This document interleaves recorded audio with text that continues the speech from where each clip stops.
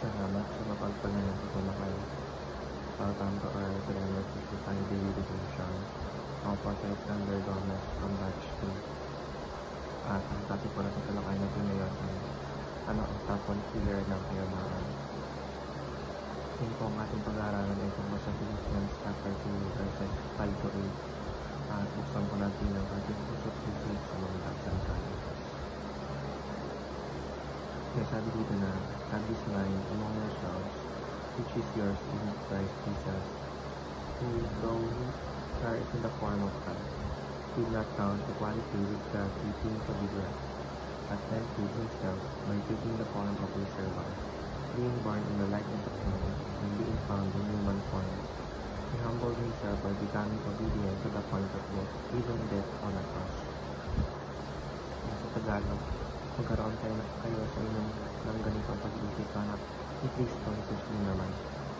Na siya, bagamat nasaan nyo ng Diyos, ay hindi niya itinuring sa isang bagay na dapat pang hawakan o yung kampatay ng Diyos. Kundi ninubaran niya ang kanyang sarili at kinuha ang anyong aliti na naging katulad ng tao at palibhasa yung natagpuan sa anyo ng tao, siya nagpakababa. Picture number 1, the Son of God, Jesus, emptied himself. Bagamat siya ay Diyos at may karapatang manatili sa kalwalhatian, pinili niya na nagpakumbaba sa kapakanan ng tao. Hindi siya napili ko ng persa, isang loob niya itong ginawa bilang ipapakita ng kanyang walang hanggang pag-ibig. Picture number 2, the emptying of tradition and subtraction. Hindi siya tumili sa paningin ng Diyos. Sa halip, sinama niya rito ang pagbubuhay na tao.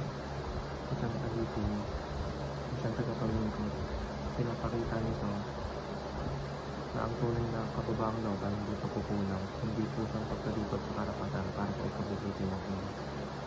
Teaching number 3, the humility of Jesus kills our pride. Kapag naalala natin ang ginawa niya para sa atin, wala tayong puwang para magmalaki. Siya na walang kasalanan ay namatay para sa atin na makasalanan. Kaya't ang kababaang loob niya ay dapat magsilbing paalala at inspirasyon sa atin upang iwaksin ang anumang yabang, hindi kapag mataas sa puso natin. Application number 1, examine if Christ is glory in your heart. Maging tapat sa sarili, ako ba'y namin gusto ng kapuri? Ngayon inis ba ako kapag hindi ako napapansin? Kapag may pride sa puso natin, mahirap kung malarap magpakumbaka. Araw-araw tayong anyayahan ng Diyos na mabunin nyo at mag-isip kung may pride sa atin. Application number 2, eradicate pride with the humility of Christ. Hindi natin tayong gagawin ng pride sa sililing lakas. Para sa pamamagitan ng halimbawa ng Diyos, ang kanyang buhay, sakripisyo at pagmamahal, matututo tayo ng lumuhod, magpakumbaba at ibaba ang sarili alang-alang sa kanya at sa kapwa. Application number 3, exemplify the vices and humility of Christ. Sa simpleng paraan tulad ng pagtulong sa kapwa, pagkinig sa iba, paghingi ng tao at pagpapakumbaba sa kita ng away, lahat ng ito ay paraan para maisabuhan ang puso ng Kristo. Hindi para tayo ang mapuri, kundi upang maitaas sa buhay.